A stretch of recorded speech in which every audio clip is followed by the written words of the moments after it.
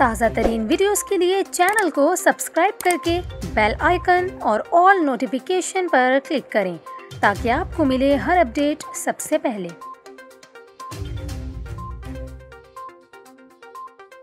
और अभी आपको बताएं, महकमा मौसमियात का ये कहना है कि बलूचिस्तान में सर्दी की शिद्दत में इजाफा हो चुका है। महकमा मौसमियात के मुताबिक बेशतर अजला में मौसम खुश्क रहेगा और किसी इलाके में बारिश का कोई इम्कान नहीं। कोयटा में आज ज़्यादा से ज़्यादा दर्जा हरारत 17 डिग्री सेंटीग्रेड रिकॉर्ड किया गया, जबकि ज़ियारत में दर्जा हरारत 5 और कल्लात में 4 डिग्री सेंटीग्रेड रिकॉर्ड किया गया। दूसरी जानिब महकमा मौसमियात का ये कहना है कि आइंदा 24 घंटों के दौरान कराची में मौसम गर्म और खुश्क रहेगा, जबकि इस दौरान कम से कम दर्जा हरारत 23 डिग्री सेंटीग्रेड और ज़्यादा से ज़्यादा दर्जा हरारत 38 डिग्री सेंटीग्रेड रिकॉर्ड होने का इम्कान है। इसके अलावा महकमा मौसमियात ने बताया कि शहर में हल्की धुंध छाई हुई है, जिसके पेश नज़र शहर के मज़ाफ़ाती इलाकों में हद निगाह मुतासिर हो रही है।